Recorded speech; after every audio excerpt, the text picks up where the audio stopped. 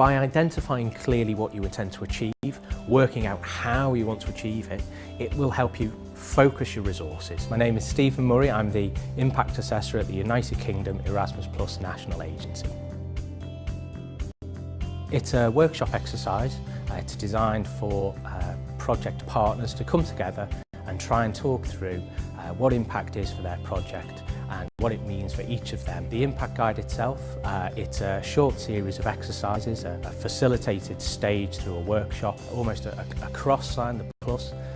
You gather around a work table and put this tool in front of you, and there are 4 stages of potential impact, whether that's systemic, learners, organisations or project staff. Stage 1 of the Impact Plus tool is exploring project aims and objectives. So the impact of your project, it may be to enhance the learning experience of learners. And that goes straight into the middle box of the exercise. You've now got a reference point in the centre box. What we want partners to do now is just discuss different things that could indicate that they have achieved some progress towards the impact in the centre. At this stage, there's nothing that's right or wrong.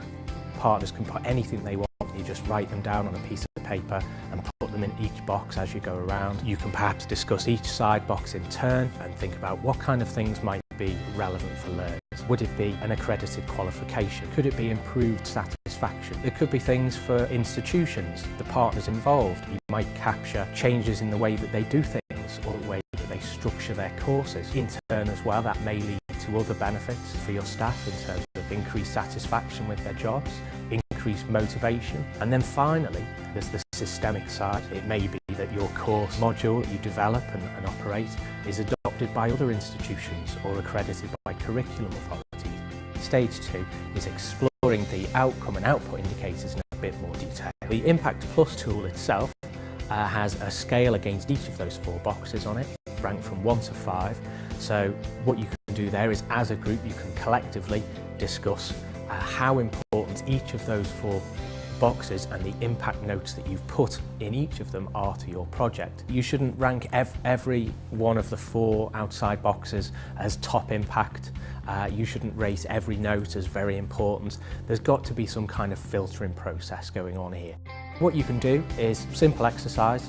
You can pull all the short notes that you've written in each box, lay them out on the table in front of you, and then ask each partner to rank them. Simple way of doing that is to just have 2 different coloured stickers, one red, one green.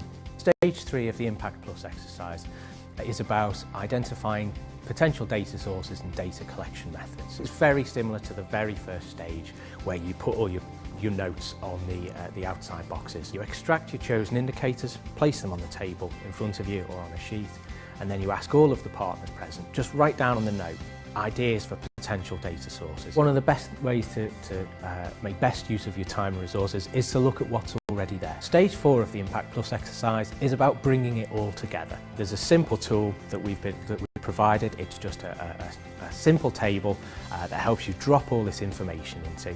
It's a nice, easy reference piece, simple for you to print off and stick on the wall in the office so you always know exactly what your project's supposed to be doing and how you intend to capture the information about it. You can now go off and start designing your questionnaires or delving deeper into your data sets and databases.